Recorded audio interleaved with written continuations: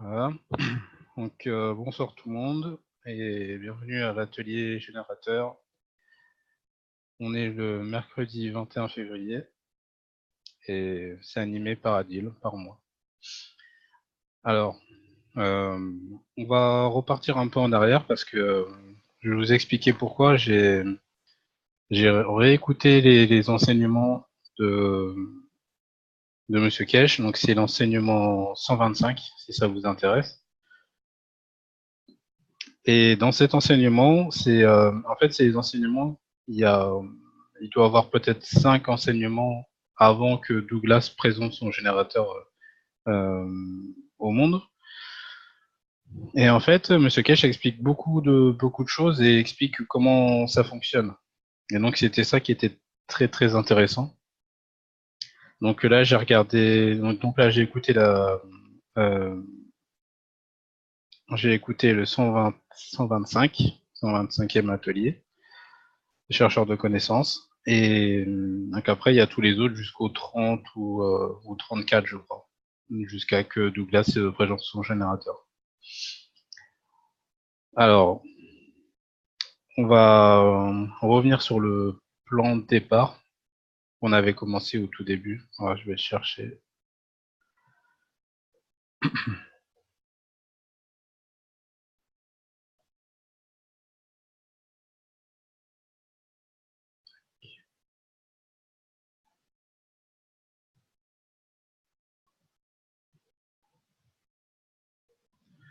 Alors, là, vous voyez.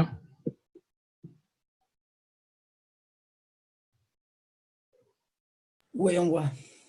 Ok. Alors, donc l'atelier précédent, en fait, on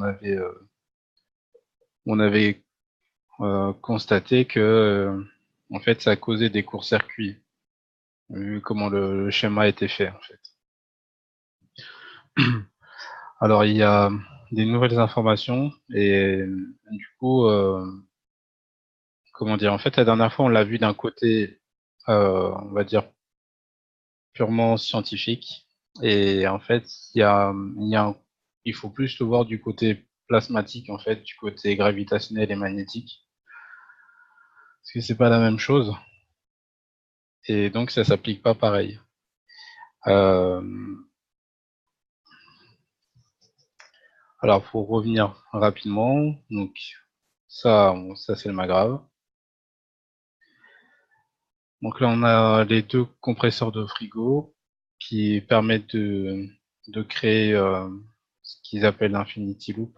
C'est un, un oscillement en fait entre les deux pour garder l'information. Donc là, on avait le circuit start. Voilà. On a l'interrupteur.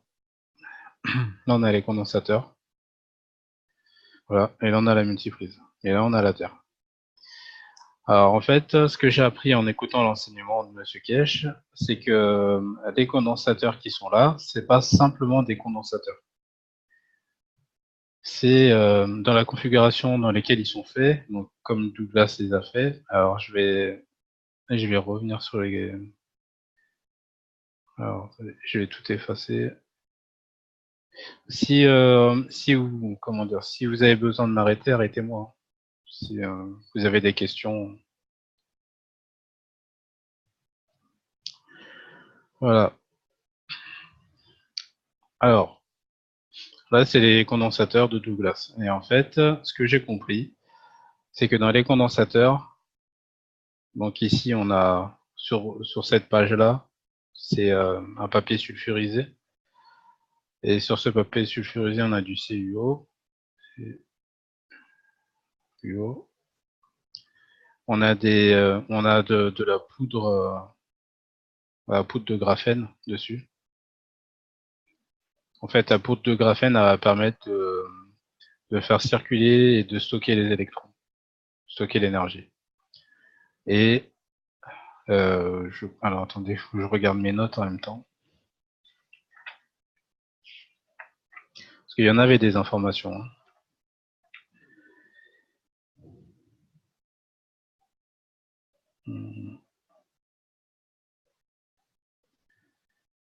Alors, Excuse-moi, Adil, tu peux répéter la dernière partie là?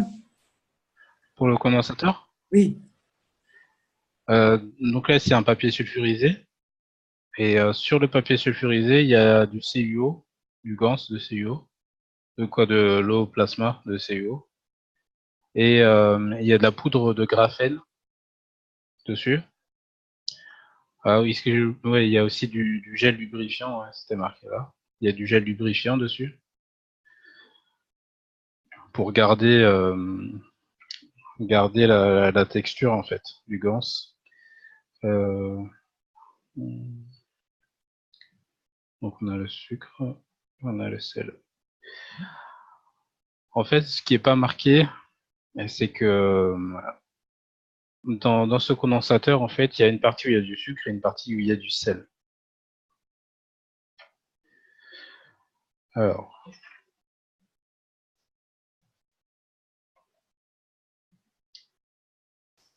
Adil, s'il te plaît. oui, Bonsoir, c'est Corinne. bonsoir. Quand, quand tu dis poudre de graphène, parce que moi, je me rappelle, quand j'ai fait les condensateurs, on nous avait fait gratter du fil nanocoté afin de récupérer la partie nanocoté du fil de cuivre. C'est Oui, ça? oui, c'est Ok. ça. On pourrait dire c'est du carbone, de la poudre de carbone. Voilà, je sais qu'on grattait sur une scie, enfin, des nanocotés en fait, et conserver les particules nanocotées. C'est Oui. pas évident d'ailleurs. Mais ça peut être du graphite aussi. Bah, je crois que oui, hein, parce que c'est toujours un dérivé du graphène. Euh, je sais que l'assemblage il est pas pareil, mais Faut qu'il soit en nanoparticules peut-être. ouais, dans tous les Ah, cas, ça, je c'est mettrais la même plutôt particule. des graphènes que des graphites. Hein. Ouais, je pense qu'il vaut mieux partir sur du graphène quand même. Ouais. C'est marqué là, un copeau de cuivre nano. C'est pas ça, en fait. Ah oui, c'est ça. C'est ça. Oui. Oui, forcément, il y a du cuivre avec le graphène. C'est mélangé. Ça doit avoir un sens aussi. T'as dit c'est mélangé pour avoir un sens? Oui, il n'y a pas que du graphène, parce que quand on fait des copeaux avec du fil, comme dit Corinne, là, moi j'ai fait, il y a quand même des copeaux de cuivre qui Ah partent. oui. On ne peut pas faire que du graphène, parce que la pellicule est tellement fine que c'est pas. Ouais, c'est ce que je dis, c'était très compliqué. Je sais, alors, il fallait que ce soit bien à nos côtés, prendre pas mal de fils et en le faisant va-et-vient sur une petite lame de scie, en fait, mais C'est sans ça. frotter, hein. Ouais, Voilà, ouais. c'est comme ça. Ouais. Et de temps en temps, quand il y avait des bouts de nanocode qui tombaient, je les récupérais, mais c'est difficile hein, d'en avoir quand même. Ouais. Ouais. Alors, alors le sucre, ce que j'ai compris de l'enseignement, c'est que le sucre c'est magnétique et le sel c'est gravitationnel.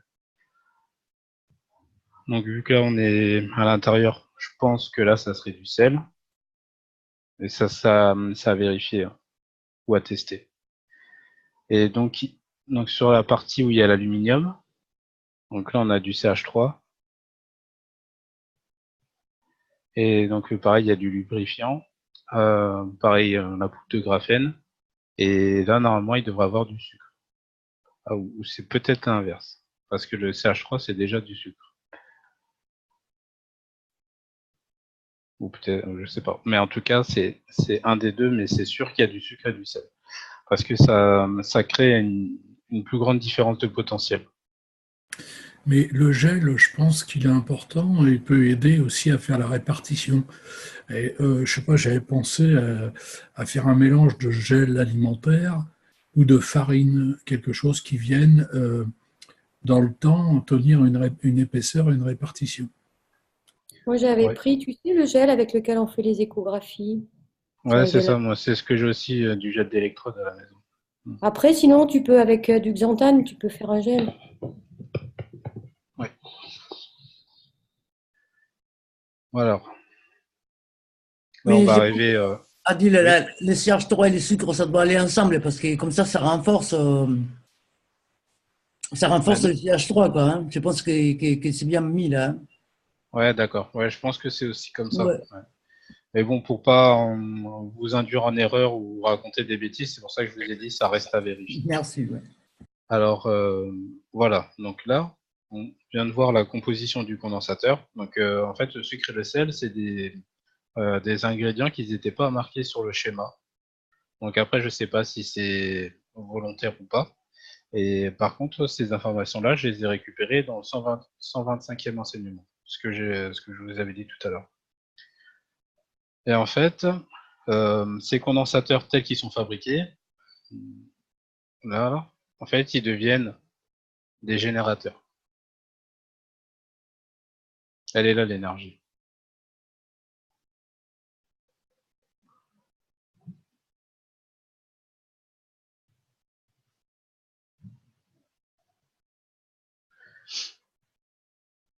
Alors, on va revenir sur le plan.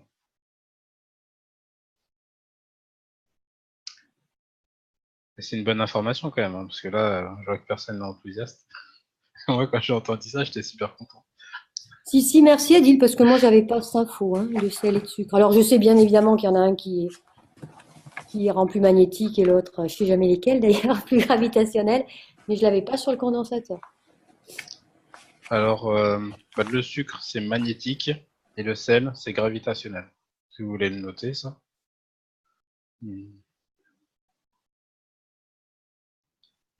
Voilà. Ah oui, sel, gravitation. Ah, c'est bizarre, tu vois, parce que moi, si on me demandait spontanément, je dirais l'inverse. Et c'est pour ça que ça me perturbe, parce que je sais justement que c'est pas ce qui me vient spontanément. Les Et si sucres, tu regardes du côté des pH, ça donne plus d'essence peut-être. ouais, je sais, quand tu regardes avec le pH, c'est complètement cohérent. Mais tu Ouais. vois, si tu me demandais intuitivement, est-ce que le sucre en magnétique en Ouais, ouais. gravitationnel? Mais c'est faux, je sais, hein. Moi, ce que je me dis, c'est que, tu vois, par exemple, quand on fait un gaz de CO2, pardon, on utilise du sel. Donc, tu vois, il n'y a pas que le sel, hein, qui fait attraction, mais il y a aussi les plaques, l'environnement, mais ça fait partie. Donc, je me dis, ouais, ça en fait partie, quoi. Ça fait partie du gravitationnel. Ouais, je suis d'accord. Enfin, je sais, mais j'arrive pas à le. Ok, ok. Ouais, c'est bizarre. Donc, du coup, on va revenir sur le schéma. Vu que maintenant on a cette nouvelle information, on sait que ça, maintenant on sait que ça, c'est des générateurs. C'est pour ça que, en tout cas, c'est une supposition, mais je pense que c'est pour ça que Kesh avait dit, comment dire, pour le 50 Hz, pour l'Europe, il en fallait plus. C'est de ces condensateurs-là qu'aux États-Unis, en fait. Douglas, quand il l'a fait, il en avait besoin de 3 ou 4, 4. Et nous, Kesh, si je me souviens, il avait dit une douzaine, un truc comme ça. Ouais, Une quinzaine 10-12, ouais. de condensateurs. Donc, on va essayer de repartir sur le schéma et voir le fonctionnement Mais maintenant avec cette nouvelle info. Oui, 12 condensateurs, c'est bien pour ce schéma typiquement. C'est pas pour oui. comment dire, les McGrath traditionnels. Non, c'est pas pour les magraves traditionnels. C'est pareil, là, ces condensateurs-là, c'est pas fait pour un magrave traditionnel de maison. Ça, c'est une nouvelle façon de faire les condensateurs pour justement ce cas de figure. Alors, si vous voulez, ces condensateurs-là, ils ont été étudiés, quoi. En tout cas, Douglas les a étudiés et elle les a fabriqués spécialement pour créer en fait ce générateur-là. Sinon, si vous faites un générateur de maison, on garde les condensateurs d'habitude. Mais le sel et le sucre, bon, je ne sais pas, il y a ou la possibilité de les mélanger ou de les mettre d'un côté et de l'autre du papier sulfurisé. Oui, il faut les mettre, il faut pas les mélanger en fait. Il faut bien les garder séparés pour que les champs, en fait, le champ du sucre et du sel, les champs plasmatiques, interagissent bien.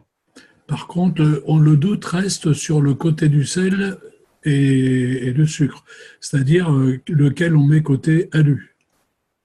Oui, c'est ça. Alors moi, je pense que c'est comme je vous l'ai montré, parce qu'en fait, vous avez le CH3 qu'on peut considérer comme un sucre. Et donc, je pense que rajouter du sucre, en fait, ça va permettre de renforcer le côté magnétique. Et c'est pas une bonne solution, renforcer le côté magnétique, non? Ça perturbe? Bah non, je pense pas. Après, il y a des tests à faire et quoi, des choses à comprendre plutôt. Mais je pense pas, non. Je pense que si ça a été validé par la fondation, c'est qu'il n'y a pas de problème.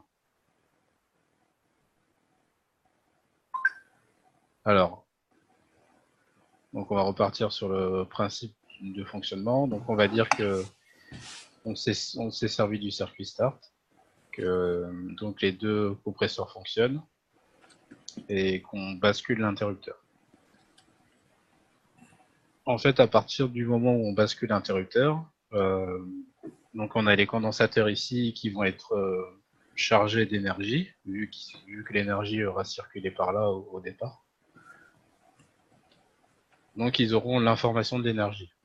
Et je pense que cette énergie-là, comment dire, en fait c'est comme un amorçage, voilà. En fait, à partir du moment où les condensateurs ils sont amorcés, eh ben, ils vont continuer à produire l'énergie. Donc, ouais, en fait, après, quoi, en tout cas pour moi, ça commence à devenir logique, en fait. Si on enlève toute cette partie-là, et qu'on n'en a plus besoin, quoi, de l'interrupteur, on n'en aura plus besoin. Donc, on a de plus. C'est comme si on avait une batterie, quoi, en fait. C'est comme si on avait une batterie infinie, ici. Ah, on a une batterie infinie. Et donc, qui va pouvoir alimenter les deux compresseurs, donc qui vont rester en infinity loop. Donc je pense pas qu'il y aurait beaucoup d'énergie qui va être prise des condensateurs pour ça, vu qu'il y a une grande partie d'énergie qui va être transférée à chaque fois. Mais il y aura quand même l'effet Joule, c'est sûr. Et donc après on a là, et ouais, on a une partie qui va permettre d'alimenter les magraves. Alors ce que je pense pour les magraves, vu que j'avais fait des expériences un peu similaires mais avec des batteries plasma, les magraves en fait ils vont servir un peu comme de tampons. Ils vont ajouter encore une autre énergie. L'énergie, leur énergie, quoi, l'énergie des magraves. Voilà, donc en fait c'est ça le truc. Donc on a cette partie-là et la partie d'au-dessus. Et donc c'est ça qui va produire l'énergie.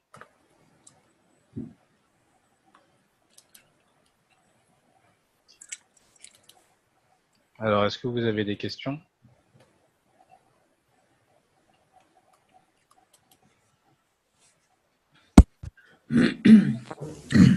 Pas pour le moment, non. Un condensateur, au départ, c'est un générateur de toute manière, une fois qu'il est chargé.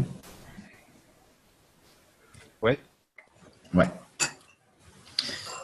Voilà, quand il est chargé, il se décharge comme une batterie. C'est une batterie qui marche dans les deux sens, en fait. Mais il faut le recharger très souvent, en fait. Ouais, et sauf que là, cette fois-ci, tu n'as plus besoin de les recharger, parce qu'il y a t'as les deux champs, donc gravitationnel et magnétique, qui vont créer les interactions nécessaires pour créer l'énergie. Oui, je suis d'accord. Ouais. Et toi, Adil, quand tu as fait des expériences avec ces magraves-là, tes bobines, en fait, ils n'étaient pas faites comme tu as expliqué tout à l'heure. Non, j'avais pas mis le sel ni le sucre. D'accord. Hein. Voilà. Mais par contre, comme je vous avais dit au départ, quand j'ai fait ces condensateurs-là, j'ai pris un coup d'électricité statique. Tiens, tiens. Ouais. Ouais. Ça veut dire que ça fonctionne, hein? Ouais, ça veut dire qu'il y a une énergie qui circulait, quoi. Qu'il y avait un commencement de stockage d'énergie dedans. Là, ouais, c'est marrant parce que je les avais même pas encore connectés au circuit, donc ils n'ont pas reçu le circuit start, le courant de départ, et ça a quand même, j'ai quand même pris une petite châtaigne dessus.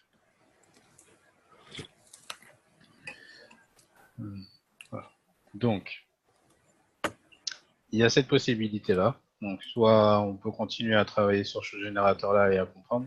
En fait, il faut continuer à écouter les enseignements pour avoir les infos. Ou sinon, parce que j'ai écouté l'enseignement jusqu'au bout et Kesh il nous a parlé de quelque chose de très intéressant. Alors, je vais reprendre le tableau. Si vous avez des questions, vous me dites. Alors, je vais revenir un peu sur les expériences de Douglas, en fait, qui l'ont amené jusqu'au générateur.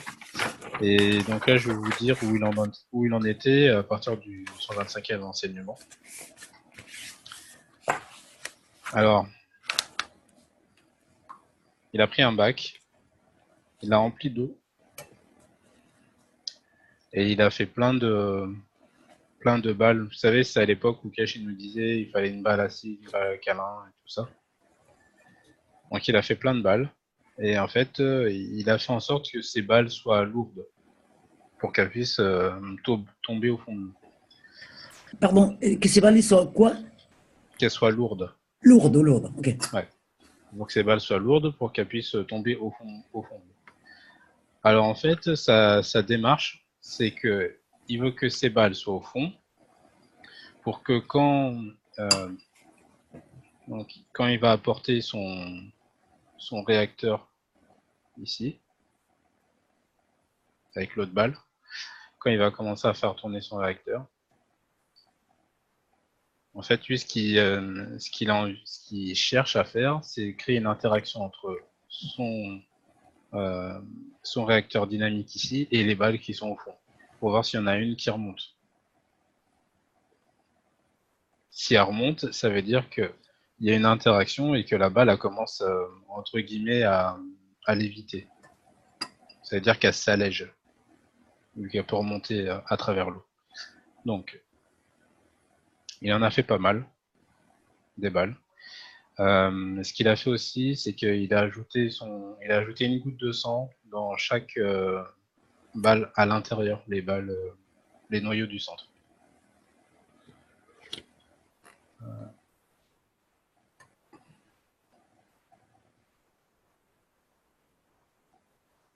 Et il a mis quoi dans les balles? Attendez, j'y arrive. Je suis juste en train de lire le chat pour voir.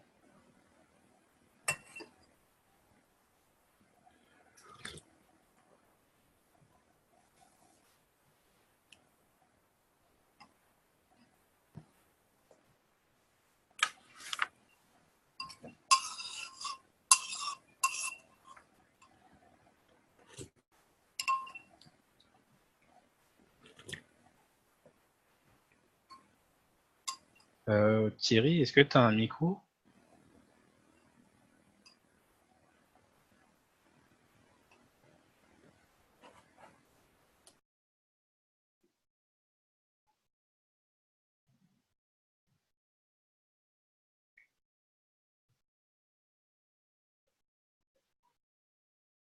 Oui, moi je vois qu'il a un micro. Hein.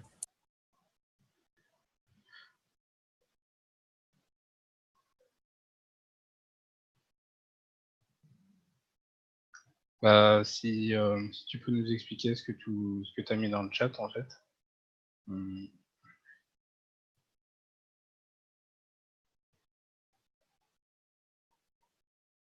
J'ai pas compris. Thierry, le micro, il est en bas à gauche. Il faut juste cliquer dessus.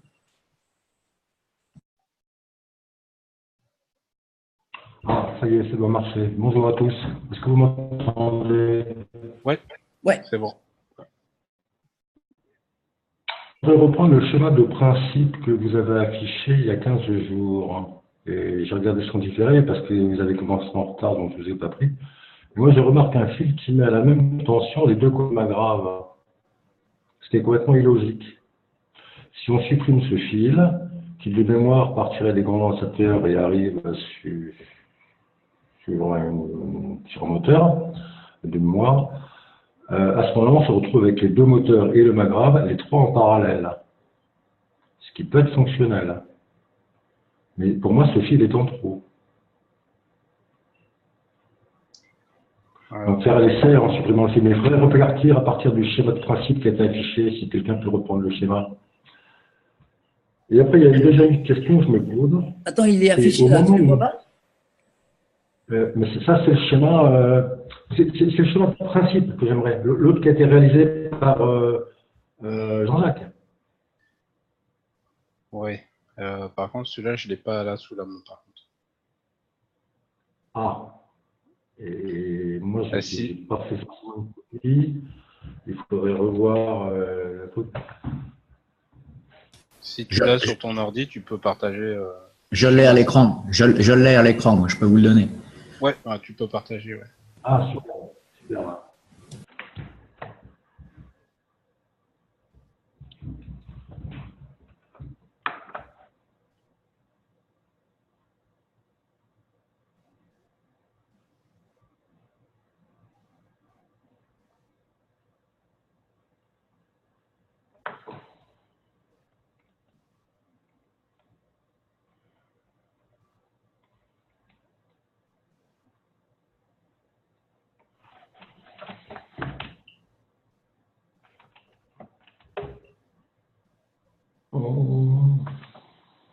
Ouais, c'est bon, on voit le schéma.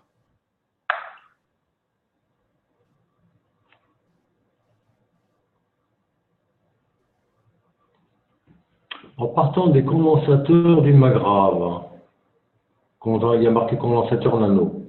En partant de ce condensateur, on arrive à un point de liaison. Il y a un petit rond.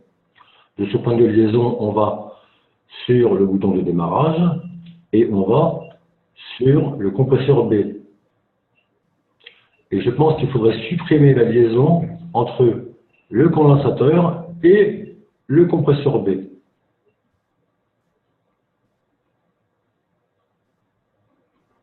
Puisque normalement, ce compresseur est alimenté déjà par l'autre fil de l'autre côté. R, qui est repéré R, par exemple.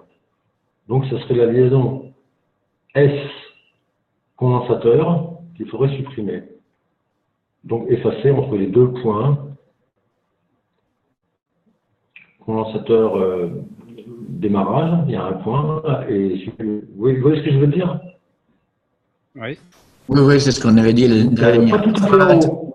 Oui, mais le stateur est plus alimenté. Là. Oui, il est alimenté à travers la Si, chaîne. par l'autre fil. Ouais, il va être alimenté par R. Il est alimenté par R. Mais par contre, le rouge, il faut effacer le rouge jusqu'au premier point de liaison. Il faut laisser la jonction condensateur, bouton de démarrage. Voilà, c'est ça. C'est ce qu'on avait dit la dernière fois, c'est encore circuit là. Voilà, comme ça. Donc ça, c'est une première chose. Là, dans ce soir, on se retrouve avec les trois éléments en parallèle. Est-ce que c'est fonctionnel ou pas? Je ne sais pas. Parce que la deuxième possibilité, ça serait de le mettre entre les deux moteurs. C'est-à-dire d'avoir les deux moteurs en parallèle sur la charge et de mettre le Magrave entre les deux moteurs. Par exemple, entre les deux points de jonction sur la ligne du haut, les deux points de jonction des fils moteurs. Ce serait carrément le déplacer. Alors là, là, je vais vous montrer un autre schéma qui correspond à ce que tu dis justement. C'est le générateur d'Armen dont on a parlé aussi la dernière fois. Et j'en ai tiré un schéma. Donc, je vais essayer de vous partager le schéma. Moi, j'ai une deuxième interrogation. C'est quand le bouton de démarrage, on passe du démarrage vers le fonctionnel, je dirais, vers le Magrave, il doit y avoir une coupure. Il ne devrait pas y avoir de coupure, justement. Entre le point A et B, la bascule du point A et B, on ne devrait pas avoir de coupure de courant. Or, logiquement, dans un interrupteur, on a une coupure de courant. Et là, je me demande s'il ne faudrait pas faire un court-circuit. Et à ce moment-là, ce serait le court-circuit qui couperait l'onduleur, couperait la charge de l'onduleur. Est-ce que vous comprenez ou est-ce que je m'explique bien? Voilà, le bouton de démarrage, quand on bascule de A vers B, il y a un moment, il n'y a rien. Il n'y a pas de courant ni dans l'un ni dans l'autre des circuits. Ouais, mais c'est pendant un temps une fraction infime. de Ça. seconde. Voilà, non, ça compte pas, ça. C'est une milliseconde, ça, c'est rien du tout. D'accord. Mais alors, en mettant... Oui, mais ça peut jouer. Peut-être, je ne sais pas. Mais en mettant à ce moment-là un disjoncteur sur l'onduleur, juste avant le bouton de changement d'état, et faire plutôt un contact, je dirais, entre A et B pour basculer le circuit, et dans ce cas-là, le disjoncteur disjoncterait, puisqu'à ce moment-là, on est carrément en court-circuit sur la charge de démarrage. Mais là, à ce moment-là, il n'y aurait pas de coupure d'intensité. On passe d'un circuit à l'autre en obtenant un court-circuit sur l'onduleur, qui est enlevé par le relais, qui par comment je dirais, le fusible, le disjoncteur, quoi. Après, je me suis posé une question, parce que ça n'existe pas sur les schémas. Est-ce que aux essais, est-ce que vous laissez le relais de démarrage sur les moteurs? Ou est-ce que vous vous câblez directement sur les fiches moteurs? Bah, forcément, ouais, il faut se connecter sur la fiche moteur pour qu'on puisse garder le CTP et le condensateur. Mais alors le CTP n'a rien à voir avec le démarrage moteur. Le CTP, c'est une capsule sur le moteur d'origine, c'est une capsule bilame qui va disjoncter en cas de surintensité. Mais celle-ci ne sert en aucun cas au démarrage. Par contre, sur les trois plots du moteur, il y a un relais de démarrage qui peut être soit un relais, les vieux modèles, ou soit un élément plat, mais qui sert de relais. Et cet élément, il est indispensable au démarrage moteur, puisque c'est lui qui va créer le déphasage entre les deux bobinages pour donner le sens de rotation. Si cet élément n'existe pas, les deux bobinages étant à la même phase, c'est-à-dire sans différence de cosinus phi, il n'y a pas de sens de rotation possible. Et oui, il y a un condensateur qui va créer le déphasage. Et le relais d'origine, j'en parle, parce que le condensateur qui est rajouté ne sert à rien au démarrage. Non, mais là, le schéma. Dans le compresseur B, il y a un condensateur. C'est lui qui va créer le déphasage.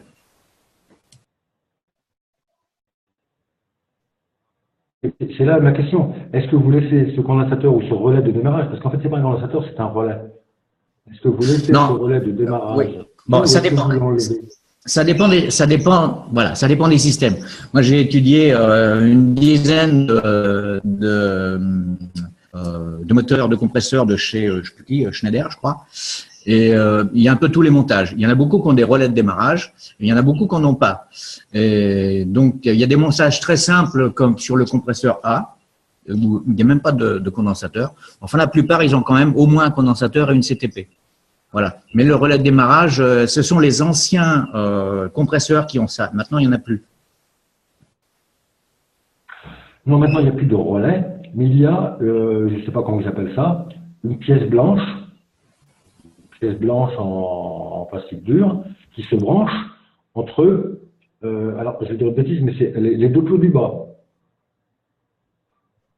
Sachant qu'on alimente la face par le haut, par le plot du haut.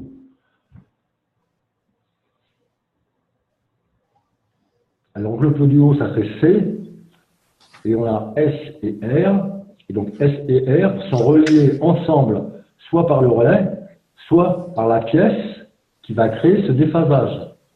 Et en fait, qui n'est pas un relais, mais qui a la fonction relais, mais qui n'est pas le PTS. Oui, mais là, j'ai des schémas où il y a pas de relais, par exemple. J'en ai un sous les yeux, là. Pièce frigo, c'est qui fait ça? Cubigel, compresseur Cubigel, voilà. Le schéma de câblage, bon, bah, celui-là, il n'y a pas de relais, voilà. Il y a donc la CTP, là, qui est en parallèle sur un condensateur. Le condensateur, il n'est pas entre la CTP et S, il est entre S et R. Et en parallèle sur la donc, CTP. Le condensateur, en tout cas, sert de... Attendez, je vais partager l'écran.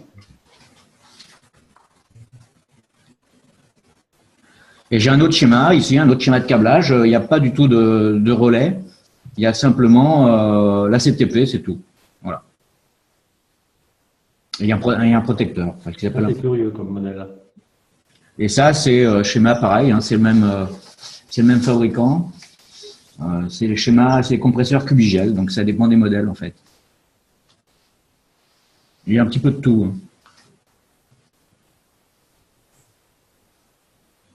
Hein. Parce que certains, c'est que le compresseur doit être alimenté par 2 fils, pas 3.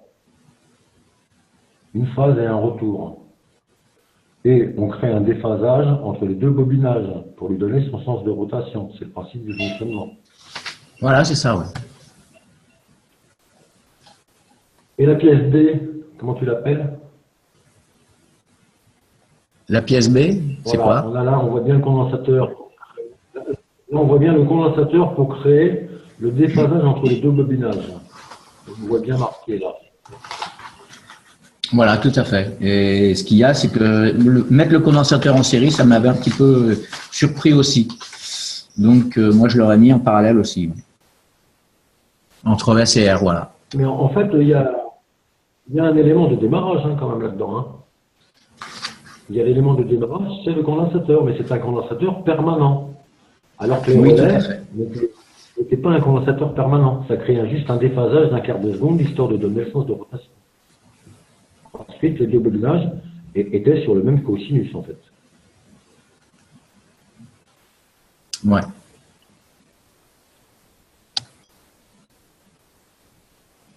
Donc, soit mettre un condensateur de démarrage, soit mettre un relais de démarrage au moteur, pour qu'il soit vraiment fonctionnel en état, ça me paraît indispensable. Et après, qu'il n'ait qu'une alimentation, une alimentation, une phase et un retour, quoi. Oui, moi, ce schéma me paraît plus fonctionnel que celui du générateur de Douglas. Ouais.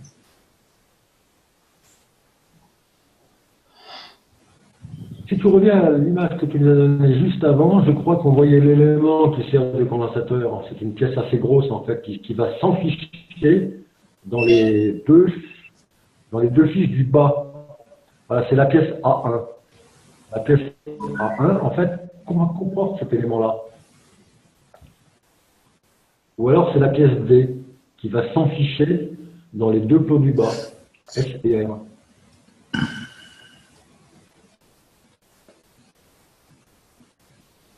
Alors on a le schéma bien en bas. Ouais.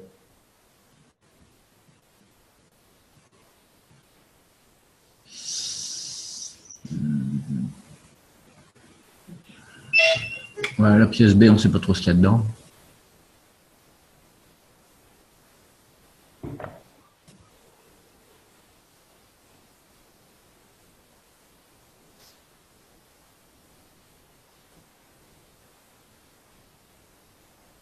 Alors, le moteur doit comporter un système de déphasage pour lui donner son sens de rotation. Pour moi, ça me paraît impératif. Oui, moi, je suis tout à fait d'accord. Voilà. Après, si on regarde bien donc les deux moteurs, on s'aperçoit qu'il y en a un qui a 3 fils d'alimentation. Et donc ça me paraît mal. Donc c'est le fil à supprimer pour faire l'essai. À ce moment-là, si on regarde bien le schéma, on se retrouve avec 3 éléments en parallèle. Qu'est-ce que ça va donner? Et la différence des 3, c'est donc qu'est-ce qu'on a? On a 2 moteurs en inverse et on a un condensateur ajouté sur le circuit.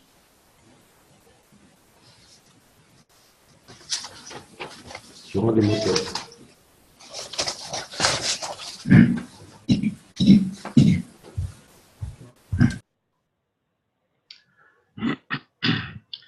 Et les 2 moteurs sont en opposition. C'est-à-dire que quand il y en a un qui est alimenté par la phase, le même côté du moteur, lui, prend le retour. Ouais. Oui, c'est ça, ils sont en opposition de phase.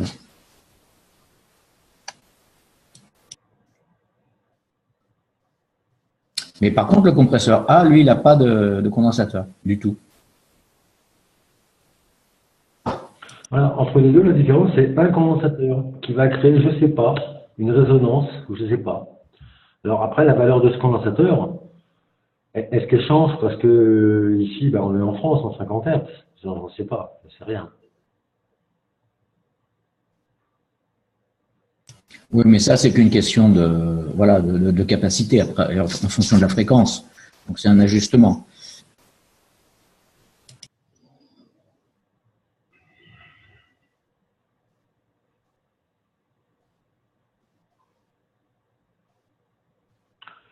Ben, lui, il servirait, il va jouer sur le cosinus phi, tel qu'il est placé là, de mémoire. Faut que je revois le schéma de correction des cosinus phi, mais je crois bien qu'on mettait les condensateurs comme ça pour redresser les cosinus phi.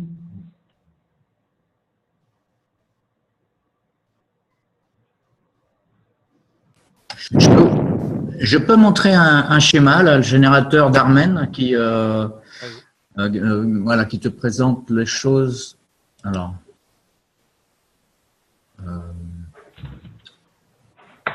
voilà. Thierry, tu sais, pour les compresseurs, s'il y a peut-être un truc que tu comprends pas dessus ou qui te dérange, en fait, tu peux les remplacer par autre chose. Voilà, comme là, tu peux les remplacer par deux macros, par exemple. Voilà, donc. Non, pour moi, ces compresseurs, je les connaissais bien. Puisque je faisais du dépannage dans un frigoriste en froid, donc je connais très bien ces fonctions moteurs. Hein. Oui. Oui. C'est bien, c'est super. Voilà, c'est un autre schéma, mais qui rejoint un petit peu ce que tu disais tout à l'heure, à savoir, à la place des compresseurs, là, on a deux magraves. Donc ça, c'est ce qu'on a vu la dernière fois pendant le KSW 134, là, l'enseignement 134, où il y avait les photos alors, je vais les retrouver parce que je les ai là. Voilà, je vais arrêter le partage là et recommencer. Voilà. On va reprendre ça. Et moi, il est là. Vous vous rappelez de ça, la dernière fois? Ouais. Alors, je fais un zoom. Voilà. Bon, j'ai la vidéo aussi, mais voilà. Alors, de ça, j'en ai fait un schéma. Hein. On a toutes les lettres qui sont là. Donc, c'est le schéma que vous avez vu juste avant. Il y a juste un truc. Ici, donc, on a en haut à gauche, parce que je ne sais pas si vous voyez ma souris, en haut à gauche, on a la partie noire, c'est un ventilateur, donc c'est une charge. Donc, en résumé, on a au milieu un stacker. C'est un magrave, je ne sais pas comment il est câblé. À gauche, c'est un magrave qui sert de classique, hein, qui sert de celui-là, magrave gravitationnel. Et à droite, le MM, c'est le magrave magnétique. Ensuite, bon, les condensateurs au milieu. Et en bas à gauche, lui, eux, ils ont dit que c'était une charge. Bon, quand on regarde en détail, il y a une visseuse derrière. Donc, ça sert a priori à démarrer le circuit. Mais ça peut aussi fonctionner en charge. Donc ça, je vais reprendre le schéma de principe que j'ai tiré tout à l'heure. Donc, il faut que je arrête ici et que je repartage le schéma de principe qui est là. Voilà. Non, c'est pas ça. Voilà. Et là, on s'aperçoit de quoi? C'est que, en fait, les deux magraves qui remplacent les bobines de frigo, eh bien, elles sont en parallèle, tout bêtement, et en série avec le condensateur et le stacker. Et c'est tout ce qu'il y a. Il n'y a rien d'autre. Donc, on voit qu'à droite, il y a la charge, et à gauche, onduleur ou charge. J'ai mis, bon, eux, ils ont mis que c'était une charge. Ça peut très bien être une charge comme un circuit de démarrage. Voilà, ça peut faire les deux. En fait, le schéma, donc, ça semblait un petit peu complexe avec la photo, enfin, le film. Mais bon, là, c'est quand même beaucoup plus explicite. Et maintenant, comment ça fonctionne? Bon, il y a une partie plasmatique, c'est sûr, qui fait fonctionner le truc. Sinon, mais je pense que là, il y a une oscillation. Enfin, il y en a. Enfin, ils débitent l'un dans l'autre, quoi. Hein, ils créent un champ l'un et l'autre. Et Et celui-là, il a de grandes chances de fonctionner. D'ailleurs, Armen, il disait qu'il fonctionnait son système. Il pouvait pas le faire fonctionner à la présentation parce que il était en Chine, je crois, et c'était en pleine nuit, donc il voulait pas réveiller les voisins. Mais apparemment, il fonctionnait. Ok. Ah ouais. Ah, merci beaucoup. Petite précision, j'étais pas la dernière fois, mais le McGrav gravitationnel et magnétique, la différence, c'est quoi? C'est les enroulements? En fait, c'est les mêmes. Ils sont peut-être pas branchés. Voilà, ils sont peut-être pas branchés pareil. C'est-à-dire qu'il y en a. Je connais pas l'entrée et la sortie là, hein, parce que ça se voit pas sur le film. Mais il y en a peut-être un qui est branché à l'envers de l'autre. J'en sais rien. Ouais, c'est ça. C'est qu'il y en a, il y en a un qui doit être plus et moins, et là c'est plus et moins. Ils sont inversés en fait. Ouais, il y a des chances. Ouais. Et puis ça correspondrait bien avec le schéma de Douglas, avec les deux moteurs inversés. Ouais. Alors, je vais revenir à ce que je vous expliquais tout à l'heure. Je vais repartager.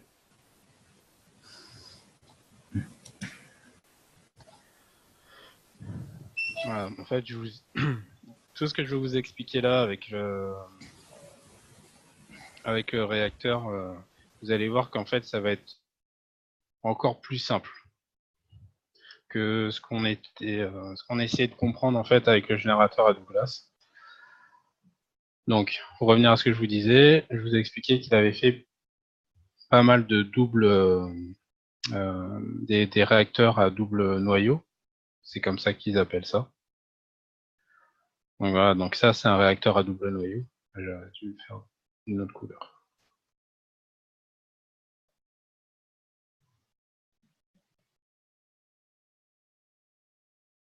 Voilà. Et donc Douglas en a fait pas mal avec des compositions différentes. Alors, ce qu'il y a dedans,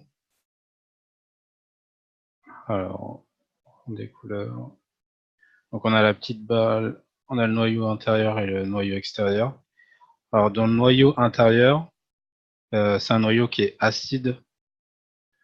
Il y a du CH3 et un mélange de GANS. Mais pour l'instant, je ne sais pas ce qu'il y a exactement comme mélange dedans. Voilà. Mais on sait que déjà il y a du CH3 et que c'est acide. Et il faut que je m'achète un pH mètre bientôt.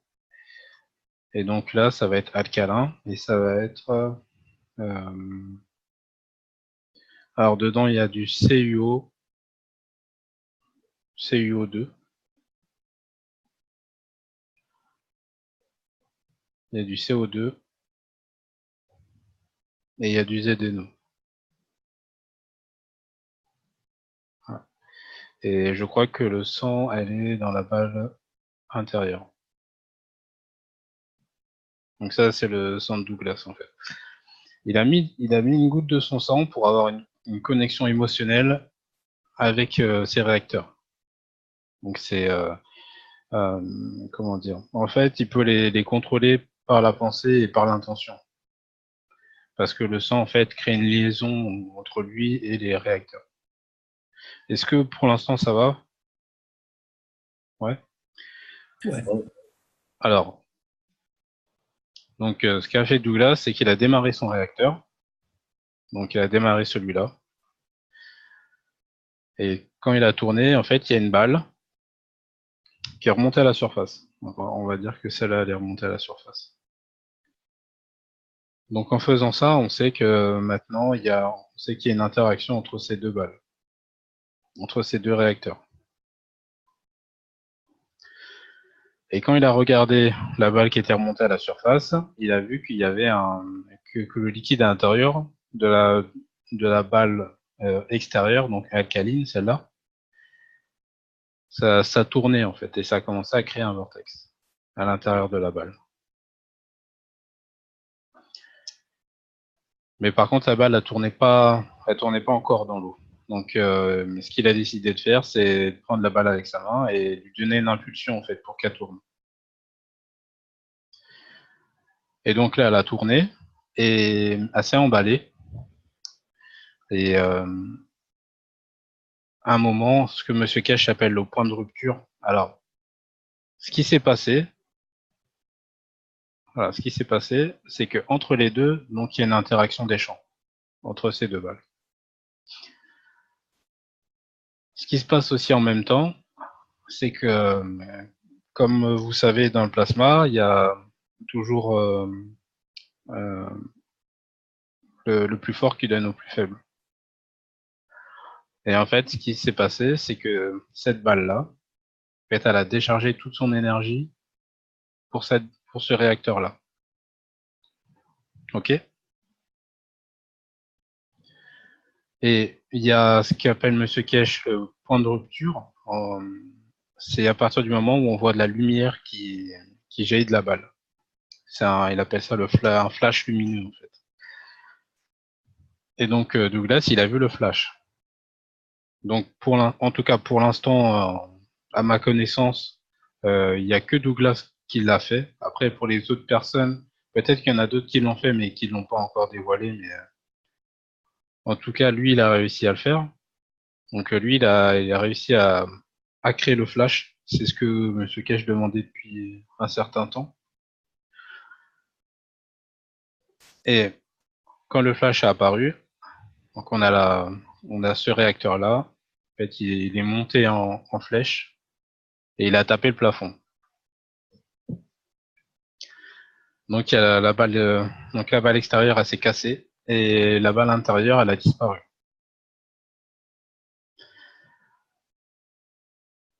Alors, ça, c'est sa première expérience. Et ce que Cash a expliqué par la suite, voilà, je vous fais un grand raccourci. Voilà,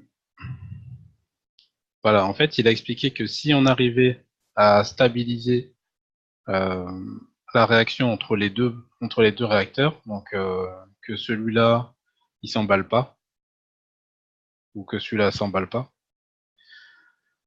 qu'on arrivait à les stabiliser dans l'énergie, donc créer un équilibre, en fait, la lumière elle serait permanente. Et à partir de là, ça devient un générateur d'énergie. Sans fil. Ça veut dire que tout ce qui est à la maison, ça fonctionne. Votre frigo, il fonctionne, la télé elle fonctionne, le chauffage fonctionne, tout fonctionne.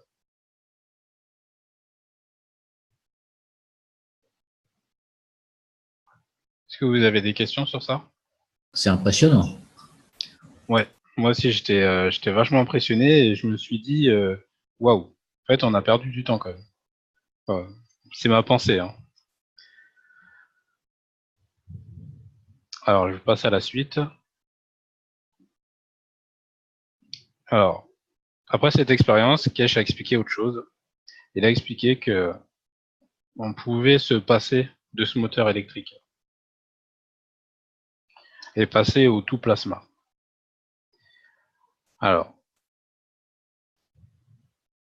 il faut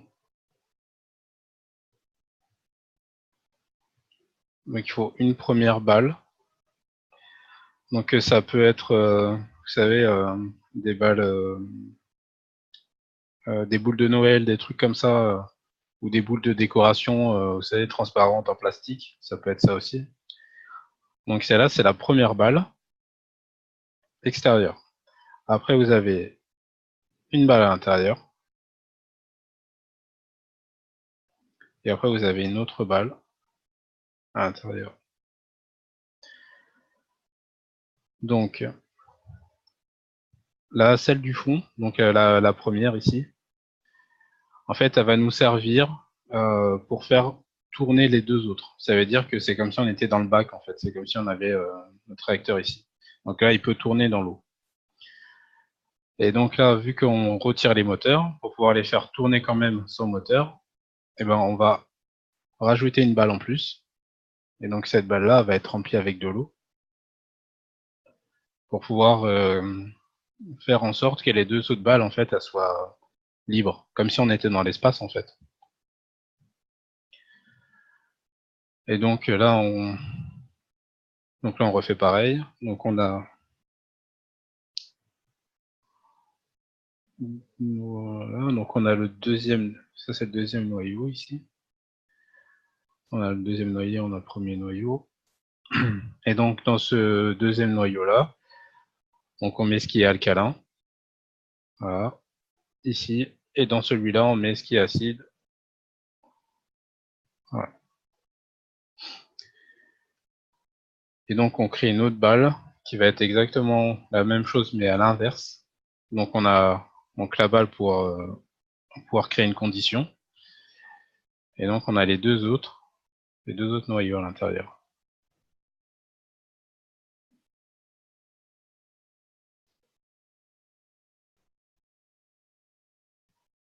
Voilà.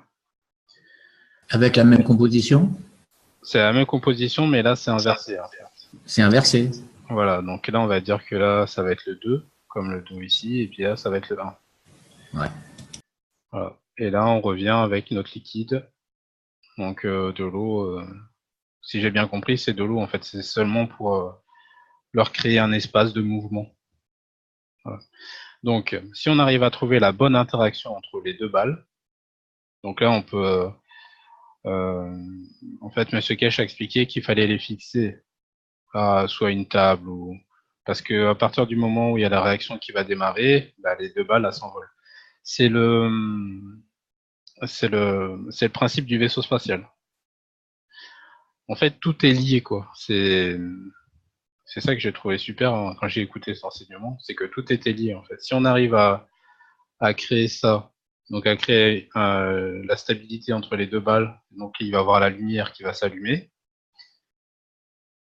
et donc vous allez avoir les deux balles qui vont décoller. Et donc là, on est en lévitation, en fait. C'est comme le vaisseau spatial. Et comme a fait Douglas, si vous rajoutez une goutte de sang dans les balles du centre, bah là, vous pouvez diriger, en fait, le vaisseau. Alors, pour revenir à l'énergie, donc là, si on arrive à trouver le point, donc les bonnes compositions de Gans qui vont permettre l'interaction, donc qui vont permettre de faire tourner les balles. Donc je dis une bêtise, mais disons que celui-là il va tourner dans ce sens-là et celui-là dans ce sens-là. Et que les deux rotations se stabilisent, parce qu'au bout d'un moment, le plasma va se stabiliser. Et ben en fait, tout ce que vous avez chez vous s'allume. En même temps que vous avez la lumière qui va jaillir des deux balles.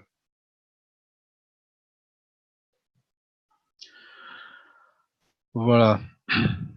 Donc ça, c'est on va dire que ça, à mon avis, c'est le générateur le plus performant qu'on pourra avoir. Maïs et demande et comment on fait pour l'éteindre. Ça, je sais pas.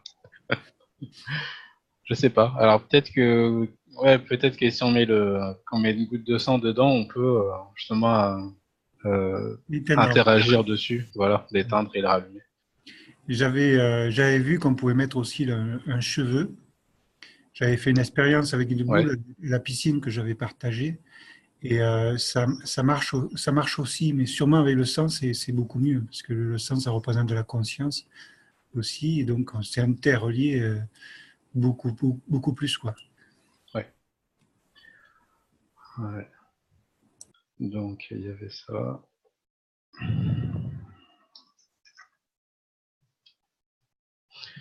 Ah oui, il y a... Alors, il y a une expérience qui a été faite par Monsieur Gatua. En fait, c'est quelqu'un qui travaille avec Monsieur Cash.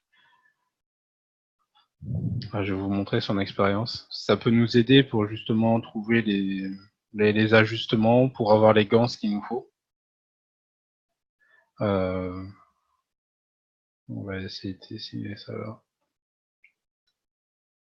Alors, je sais pas si vous vous rappelez, mais Monsieur Cash, quoi. Monsieur Gatua nous avait montré ça. C'est une bouteille. Ici, il y avait un fond d'eau. Et il avait une balle au-dessus, avec un fil de cuivre nano-coté. Et quand il posait la balle sur la bouteille, le liquide qui est ici, bah, il partait en rotation. Je ne sais pas si vous avez vu cette expérience. Donc là, c'est ce liquide qui est en bas ici, c'est c'est du plasma liquide. Alors la composition, il l'a pas dit, donc je pourrais pas vous dire. Mais quand j'ai regardé la vidéo, il a expliqué qu'en fait, il avait mis un mélange de toutes les eaux plasma qu'il avait. Et donc là, par contre, il fait un mélange de Gans, ici. Donc, on a une interaction qui se crée, en fait, entre la balle du haut et le liquide en bas. Et au bout d'un moment, l'eau du bas tourne. En fait, je vous dis au bout d'un moment, ça veut dire qu'à partir du moment où, vous savez, vous avez vos champs ici, vos champs plasma ici, et vous avez les champs de l'eau, plasma qui est ici aussi. Et au bout d'un moment, c'est comme des aimants en fait. Quand les champs vont rentrer en interaction, eh ben, il va y avoir un mouvement qui va commencer à se créer, et c'est comme ça que le mouvement se crée. Donc l'eau va continuer à tourner parce que elle n'aura pas d'autre choix où aller, quoi. Elle peut que tourner en haut. Donc cette expérience elle est intéressante parce que donc là on peut créer, je sais pas, on va effacer un peu.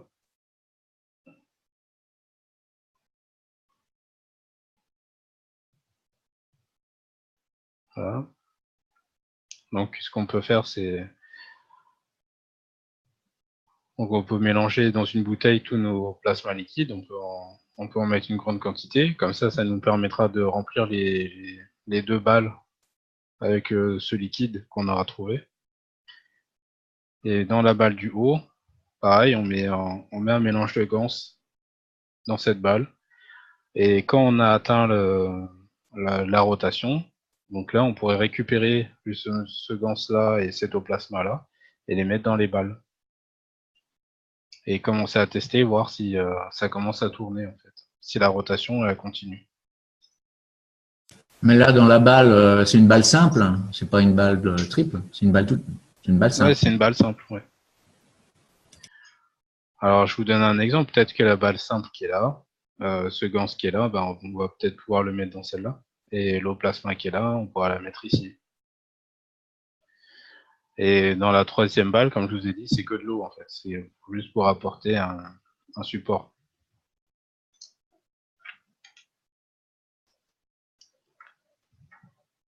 Alors, Les 2 balles, en fait, il faudrait qu'elles soient sur un support, si je comprends bien, un support avec des roulements à billes fixés sur une table. ah non, c'est juste, Non. là tu vois, tu as ta table, et il faudrait que ces balles, Une balle, il ne va pas tourner.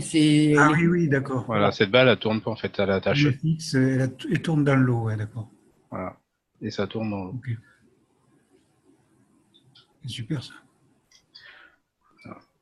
Alors, je suis en train de relire les notes pour voir si j'ai pas oublié quelque chose.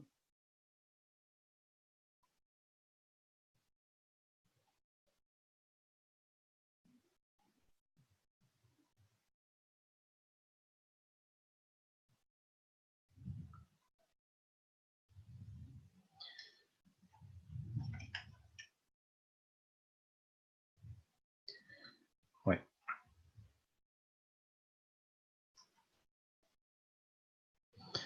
Ouais, voilà, c'est ça. Adil, Oui. c'est Jacques là. Dans la balle que tu as dessinée en haut, la grande, tu as du CO2, du CuO2, du CO2, du ZNO. Dans la petite, qu'est-ce que tu as? J'arrive pas à relire là. Tu as de l'acide, du sang, et puis au-dessus, c'est quoi? Du CH3. Ah, CH3, d'accord. Ok. Ah oui, d'accord. Merci. Avec plaisir. Alors c'est moi, j'ai trouvé, il y a un autre schéma. Est-ce que je peux effacer le tableau? Est-ce que c'est bon pour vous? Oui, oui, bon, on le retrouvera. Hein. Ou une copie Ouais, d'écran et voilà quoi. Hein, hop. voilà, où il sera dans la vidéo en replay, vous pourrez le revoir. Alors,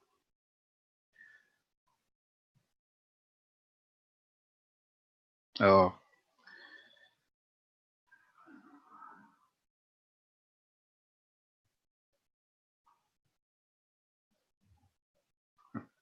donc pratiquement à la fin de la vidéo, M. Cash explique ça aussi. Donc là, on peut prendre... c'est des doubles noyaux, par contre, là, c'est pas les triples comme on avait fait au départ, comme je vous ai montré tout à l'heure. Et on mettra au centre. Donc, là, l'intérieur, ici, ici et là, ça va être acide.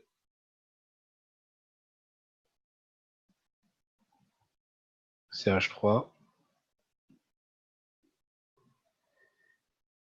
Et après, il a dit mélange de Gans. Donc, faudra chercher ce que c'est comme mélange. Après, pour les balles extérieures, donc celle-là, celle-là et celle-là, c'est alcalin. Donc, c'est comme je vous disais tout à l'heure, c'est CuO2.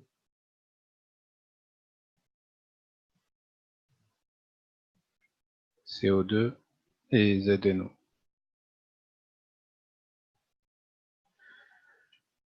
Voilà. Et pour la balle intérieure, c'est inversé.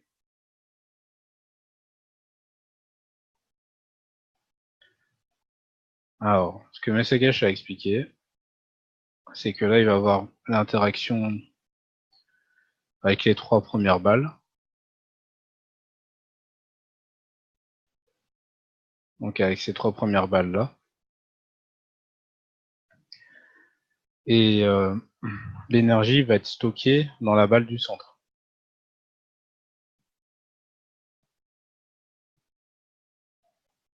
Donc vous allez avoir l'énergie qui va affluer des 3 balles vers la balle du centre. Et là, c'est pareil, normalement, la balle du centre, elle s'illumine. Il y a le flash de lumière dessus. Alors, pour le point de rupture, ce que Kesh a expliqué, c'est que donc vous avez vos... Voilà, je vais essayer de dessiner ça. En fait, vous avez vos champs plasma, donc magnétiques et gravitationnels de départ. Et en fait, quand les champs sont en interaction, au bout d'un moment, ils vont passer du plasma à la matière. Alors, là, on va dire que là, c'est plasma. Là, on va dire qu'on a le point de rupture. Et là, on a la matière.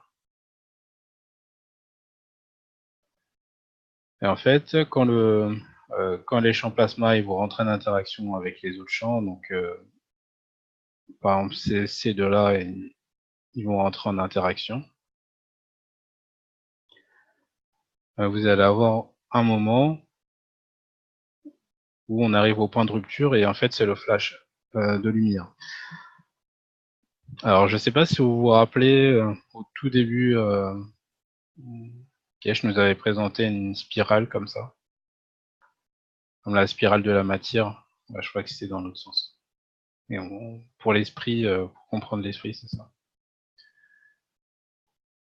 Et donc il nous expliquait que la matière c'était ici, quoi. Et tout le reste c'est autre chose. Ça fait partie du plasma. Comme la matière, mais d'une autre façon.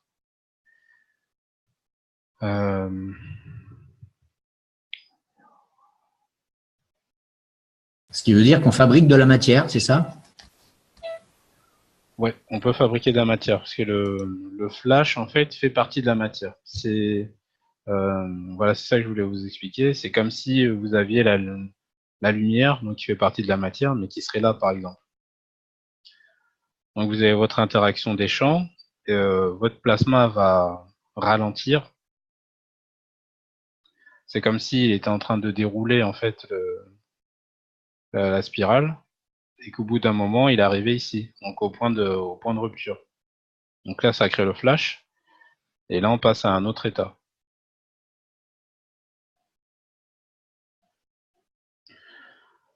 Alors, ce que Kesh a expliqué aussi, c'est que à partir du moment où justement on arrive au point de rupture, donc on a compris et qu'on arrive à répéter l'expérience, d'arriver du plasma à la matière, bah là on peut tout créer en fait, on peut créer n'importe quel matériau.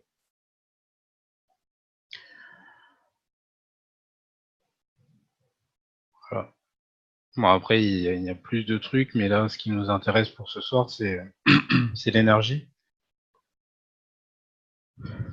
Donc voilà, et il a aussi expliqué comment l'homme peut devenir le générateur.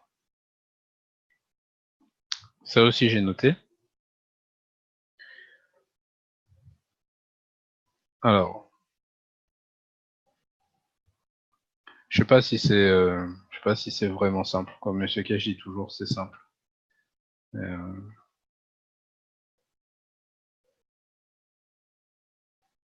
Donc voilà, il y a le corps humain et là, on a l'estomac. Donc l'estomac, c'est acide.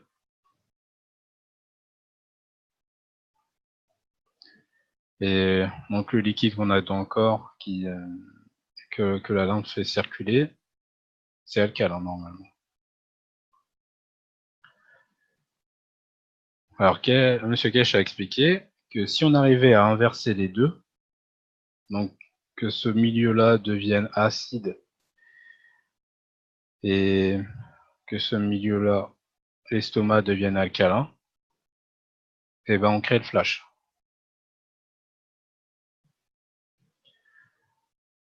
Et si vous avez créé le flash, et ben vous serez entouré de lumière.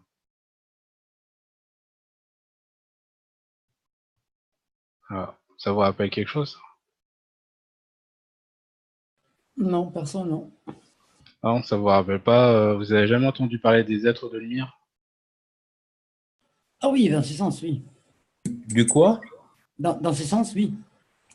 Un être de lumière. Ah, d'accord.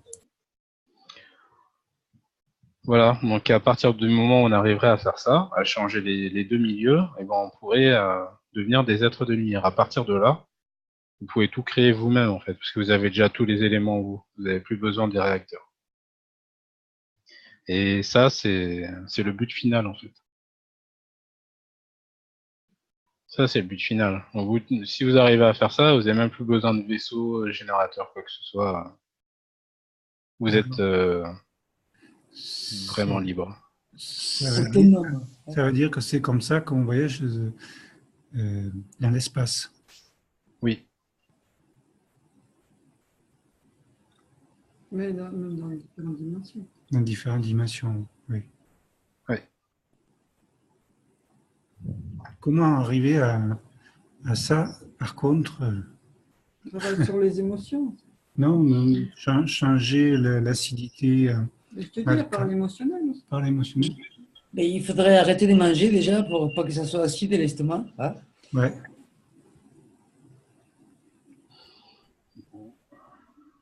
Alors sinon, il y a une autre façon de faire pour atteindre cet objectif.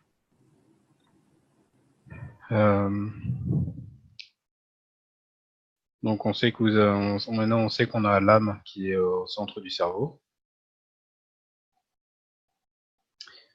Et donc vous avez vos champs donc, magnétiques et gravitationnels.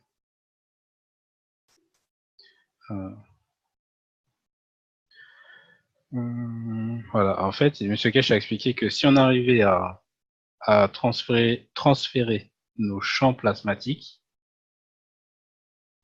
donc tous les champs qui nous entourent, si on arrivait à les transférer dans l'âme, l'âme va prendre de l'expansion et elle va englober la physicalité. Donc on retourne encore une fois à l'être de lumière.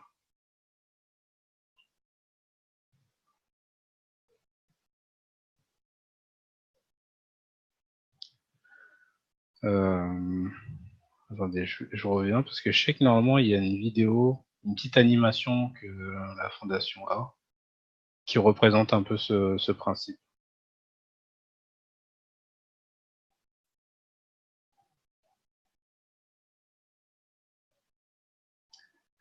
Alors, je vais vous partager l'écran.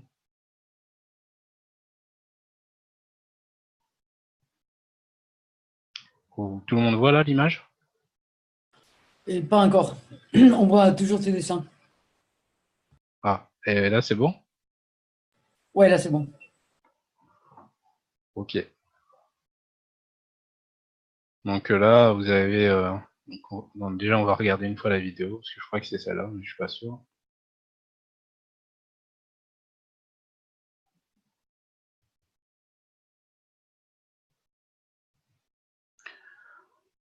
Voilà, c'est celle-là. Alors, on va repartir du début. Voilà, pour vous donner une indication, faut considérer que ça, c'est l'âme, c'est la balle du centre, et que la balle extérieure, là, ça va être la physicalité et vos champs plasmatiques. Ok?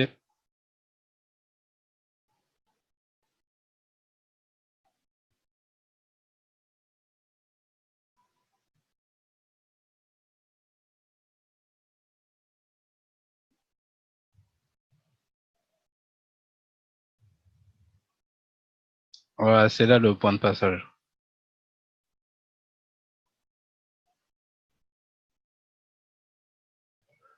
En fait, si vous rassemblez vos champs dans l'âme, l'âme elle peut créer son expansion.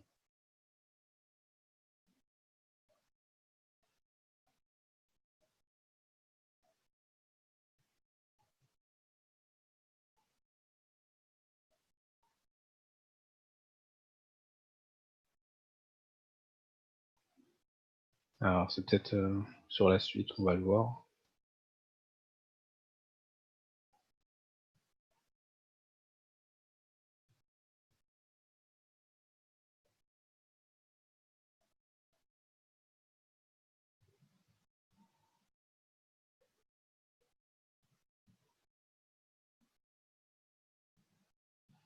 Ah, en fait, ça s'arrête là l'animation.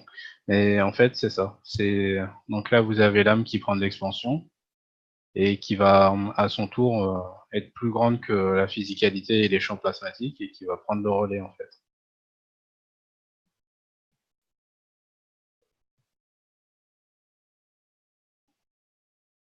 Voilà. Donc ça, on va dire que c'est, regardez le couleur rouge. On va dire que là, ça va être l'ultime générateur, quoi. Donc, je pense qu'à ce stade-là, on n'aura plus besoin de générateur. En fait, on est déjà ça. Ouais. C'est juste notre physicalité qui empêche cela d'être. Je sais pas si ça l'empêche, mais c'est un truc à comprendre. Je sais pas si on peut dire empêcher. Ouais, enfin, je voulais dire par là que on est déjà ça et tout ce que l'on est dans la physicalité filtre tout ça en fait. Voilà. Ouais. C'est surtout les émotions en fait qui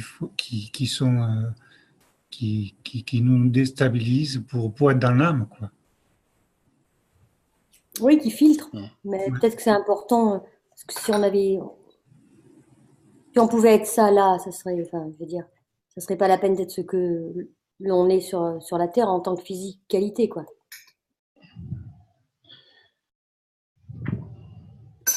Parce que le filtre est aussi une façon de voir les choses différemment.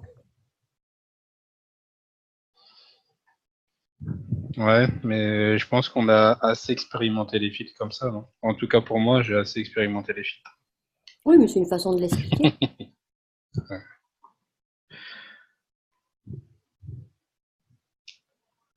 Donc voilà, donc c'est ça que je voulais vous expliquer ce soir, c'est que, comme je vous avais dit plusieurs fois, c'est qu'en fait, il faut reprendre les enseignements. Et là, on a de la chance parce que maintenant, ils sont traduits. Et donc, on peut avoir les documents textes. Et après, bon, moi, j'ai un logiciel pour pouvoir les écouter. Comme ça, je peux faire autre chose en même temps. Mais ceci dit, Et t'as pas les premiers cours, les 1, les 2 et tout ça, non? ben, normalement, ils sont faits, mais je suis pas sûr. Non, je les vois jamais, quoi. Tu vois, ça s'arrête quand Donc, Adil, tu récupères les vidéos et tu extrais le texte. Euh, non, c'est pas comme ça en fait. On les a déjà à travers Amara, mais faudrait que je vois avec Fred parce que Fred a sait le faire. C'est elle qui m'a envoyé le texte avec un que j'ai demandé. Et Mais oui, il faudrait les récupérer. à Amara, parce qu'il y a un site hein, pour. Moi, j'arrivais comment dire, à partir des textes de la fondation chaque semaine et les convertir déjà en MP3. Ça donne un certain nombre de MP3 et ces MP3, je les regroupe, je les additionne et ça me fait un MP3 de l'ensemble du texte. Donc, pour l'instant, bon, c'est à peine stable. Je voudrais trouver un autre logiciel pour les grouper pour que ce soit plus simple. Et on peut, enfin, ça va assez vite à traduire ou on peut donner la méthode pour traduire, c'est pas un problème. Par contre, à Mara, tout le monde n'a pas forcément l'accès. Ouais, Si, c'est ça. c'est gratuit et tu peux y aller. Hein. À partir du moment où c'est traduit, moi, il n'y a pas de problème. Je sais le passer au MP3 facilement. Et ça, je peux donner à tout le monde la procédure. Elle est un petit peu compliquée pour l'instant parce que grouper tous les MP3, je le fais un peu en bidouille. Et c'est là où il faut que je travaille un petit peu. Je le fais avec Audacity, Audacity, il me semble. Donc, c'est un vieux logiciel qui, par copier-coller, on additionne les textes. Mais sinon, c'est à la portée de tout le monde, c'est pas compliqué, quoi. Et je regarde je Ouais. regarde un truc parce que je sais qu'on peut extraire le. Ah, par exemple, celle-là, elle est pas. Le texte, il n'a pas été ajouté, on dirait.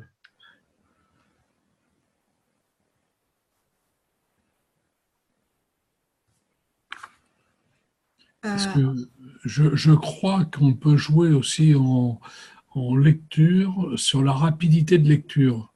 On sera, c'est-à-dire qu'en visionnant la vidéo et en se donnant une lecture, on devrait pouvoir écouter, parfois être obligé d'arrêter la vidéo, mais on devrait pouvoir à peu près avoir les deux, ce qui serait plus simple. Mais je n'ai pas testé ça. Mais je crois qu'ils sont traduites à partir de la 100 ou quelque chose comme ça, ouais, pas avant, quoi. À partir de la 100.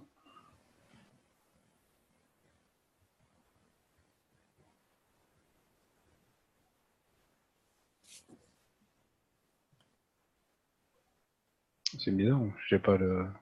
Non, mais parfois, YouTube, il fait des siennes. Hein. L'autre Ouais, chose, je vois ça. la 125, il n'y en avait pas moyen, quoi.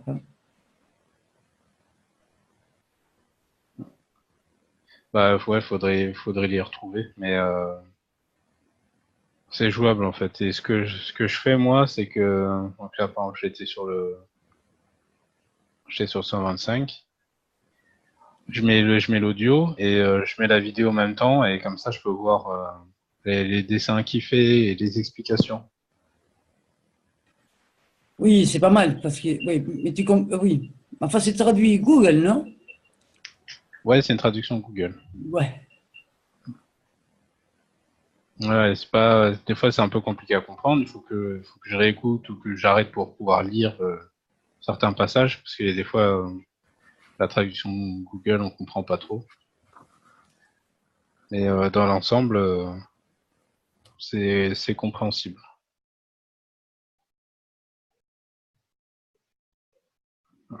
Tu fais un copier-coller dans Google sur traduction, tu peux faire écouter, quoi. Tu peux le lire en audio.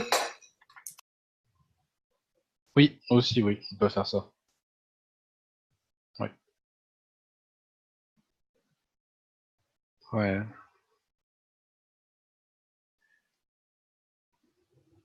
Ah, et on peut l'écouter là.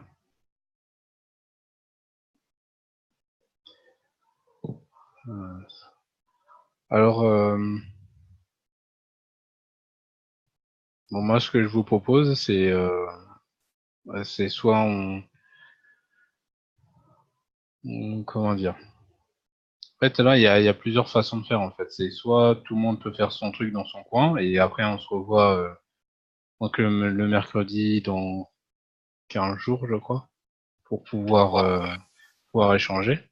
Ou sinon, bah, on travaille tous sur, par exemple, les réacteurs. Moi, c'est ce que je veux faire, là. Je vais travailler sur les réacteurs. Je vais m'acheter un pH-mètre pour avoir, en fait, pour avoir une différence de pH la plus grande possible. Ah oui, ce que j'ai oublié de vous dire, c'est que l'alcalin, là, et il est pratiquement à 14.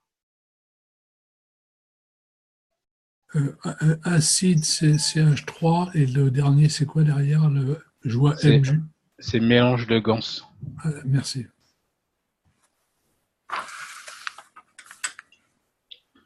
Ouais, donc le pH, il est à 14, et là, si on arrive à avoir un pH vachement bas, je sais pas, vers les 6 ou 3, par exemple, pour pouvoir avoir une différence de potentiel importante. Bon, il faut jouer avec ça, quoi, hein. Il faut faire des différents et voilà, quoi. Ouais.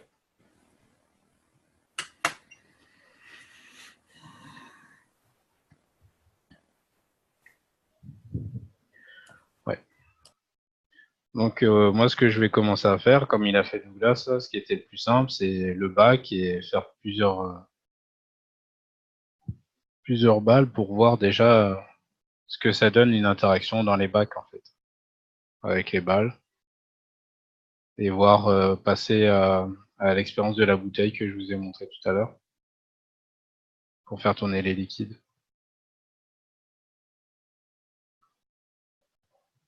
Et il y a des choses intéressantes à faire là, maintenant. Et je vais continuer à écouter, à écouter les autres enseignements à partir du 25 et continuer à noter les informations. Et ce qui est intéressant, je vous le donnerai pour la prochaine fois. C'est super, merci. Avec plaisir.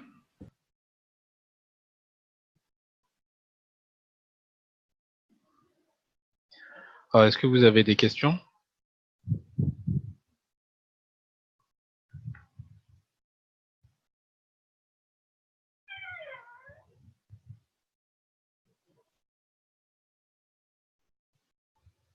Non, mais je pense que c'est clair, hein. Ouais, je pense qu'on a bien avancé là ce soir. Parce que, avec toutes ces infos là, on va pouvoir commencer à faire quelque chose.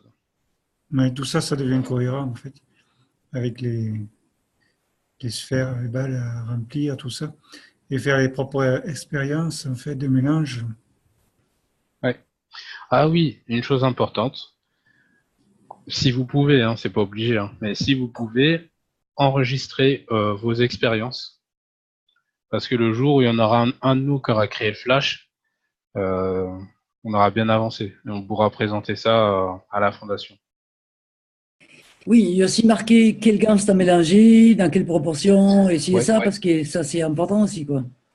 ouais, c'est ça. Notez bien tout ce que vous faites, les mélanges et les proportions. Voilà, ça va être intéressant pour vous comme pour nous, parce que si vous avez besoin de faire 2 ou 3 balles, bah, au moins vous avez les bonnes proportions pour toutes les balles et ça va fonctionner de suite en fait. Voilà. Il y a aussi une chose, mais après je ne sais pas si c'est toujours d'actualité. Kesh a dit que le prochain être humain qui arrive à créer le flash et à le filmer, bah en fait c'est une des prochaines étapes en fait pour l'humanité.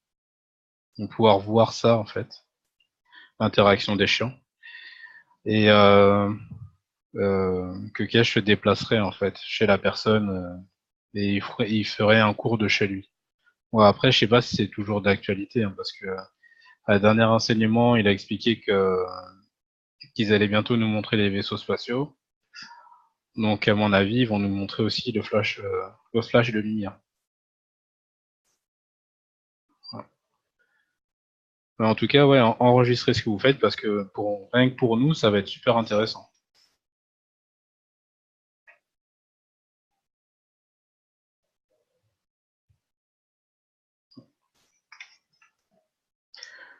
Ah oui, il y a aussi une chose que j'ai oublié de vous dire. Vous savez, tout à l'heure, quand je vous ai expliqué l'expérience de Douglas, avec la balle qui est montée au plafond,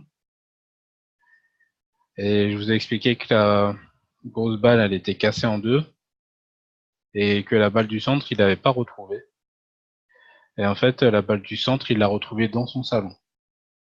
Et la balle, elle a traversé la porte.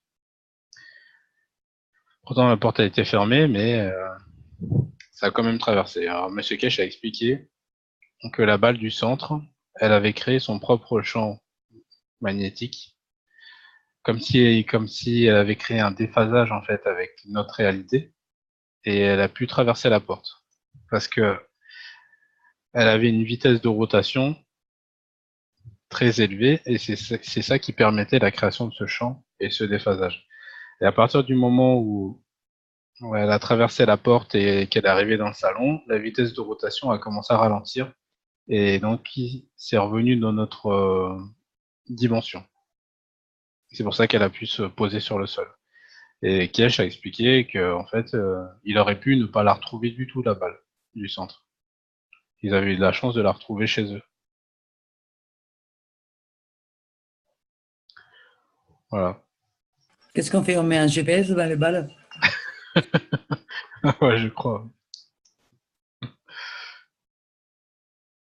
Voilà. Donc c'est possible que vous avez des balles qui vont partir en l'air, hein, qui vont taper les plafonds.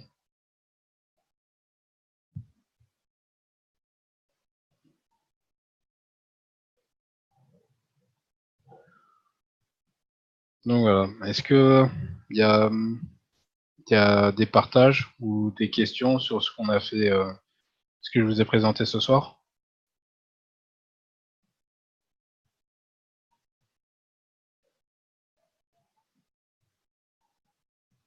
Donc, ces expériences, elles ont bien été réalisées, quoi. Oui. Alors pour l'anecdote, ça c'est Monsieur Kesh qui donnait son anecdote. Il expliquait que quand il a commencé à faire ses interactions entre les balles, donc quand il découvrait sa technologie, il avait des flashs chez lui, des flashs de lumière, en fait, toutes les 2-3 minutes, il avait un flash, et il travailler même la nuit. Et les voisins ont porté plainte, en fait. Ils pensaient qu'il faisait une fête et tout ça chez lui tous les soirs, quoi. Et donc, du coup, ils ont dû bâcher toutes les fenêtres avec des sacs poubelles pour pouvoir continuer à travailler. Donc, Monsieur Kesh, oui, il l'a fait plusieurs fois. Il a reproduit l'expérience plusieurs fois et ça fonctionne. C'est juste que, comme d'habitude, en fait, il attend que ça soit l'humanité qui le fasse et pas que ça soit lui qui le présente.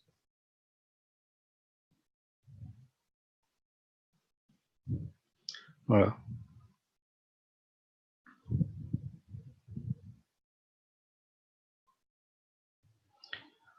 Il l'a dit plein de fois, et puis il y a plusieurs personnes qui lui demandent à chaque fois, ouais, bah alors montrez-nous, montrez-nous. Et en fait, il explique que quand Jésus est venu, il a assez montré comme ça. Il avait assez montré à l'humanité. Et il a expliqué que de toute façon, même s'il montrait, ça finirait jamais, quoi. Il faudrait toujours des preuves, des preuves, des preuves. Donc c'est pour ça qu'il préfère passer par cette méthode, et que les gens qui sont vraiment intéressés et motivés par cette technologie, qui dévoilent en fait. Voilà.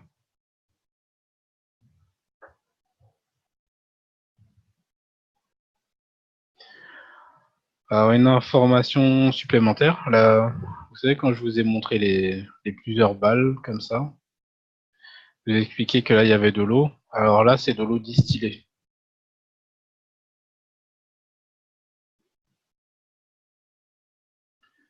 Ah oui, d'accord, à l'extérieur. Bah oui, bah, comme ça, il n'y a pas d'information, bien sûr. Ouais, voilà, c'est ça. Il n'y a pas d'information. Ouais. Alors, ce qui peut se passer aussi, voilà, donc là, on a les 3 balles. Ce qui peut se passer, c'est que au centre ici, vous allez avoir comme une bulle d'air en fait qui va se créer. Et là, vous avez du plasma. On va dire, ça peut être comme une manifestation physique en fait. On peut voir. Là, c'est du vrai plasma, comme ce qu'on appelle du plasma libre en fait. C'est comme ça, en fait, comme ce qu'il y a là, quoi. C'est le départ.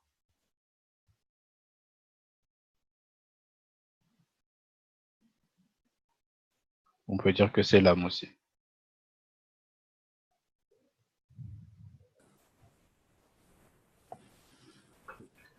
Je ne sais pas quel atelier, il faudrait que je le retrouve.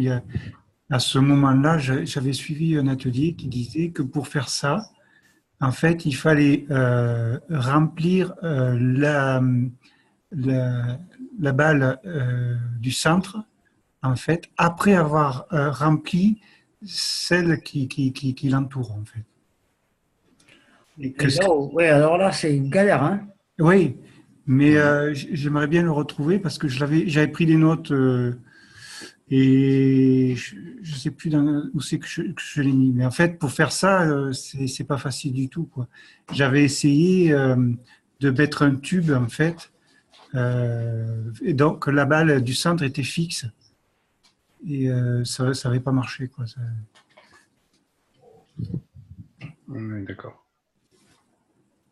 Mais bon, je ne sais pas si ça a à voir avec le 125e, c'est ça? C'est celui-là que tu parles? Ouais, celui-là, c'est 125e. Ouais, je sais pas, il faudrait que je retrouve où c'est lequel ça. Ok. Bah, du coup, tu pourras nous en parler la prochaine fois, si tu le retrouves. Ouais, si je retrouve, j'en parlerai, ouais. Alors, ok, je t'ai expliqué aussi que quand je vous ai parlé ici tout à l'heure des champs et de la matière, en fait, il est expliqué qu'il faut une toute petite quantité de champs qu'on transfère à la matière et en fait, au niveau de la matière, ça nous donne beaucoup de matière.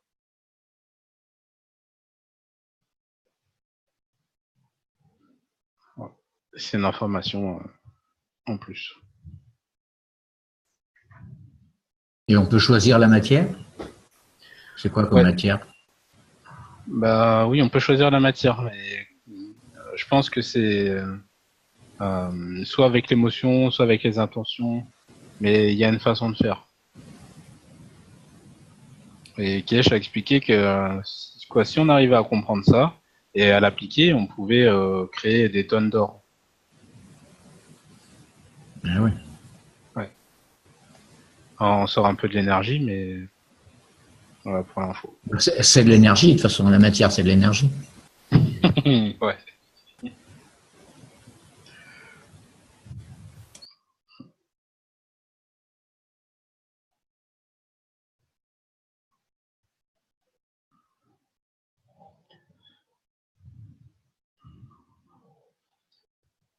Donc, voilà. Donc, si vous n'avez pas d'autres questions ou partages, on peut arrêter la séance là pour ce soir.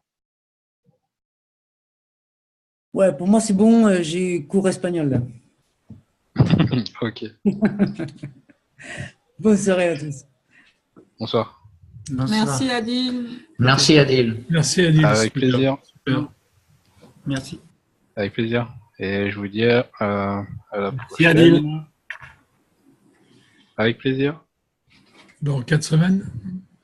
Bah, je suis en train de regarder, là, je vais vous dire quand.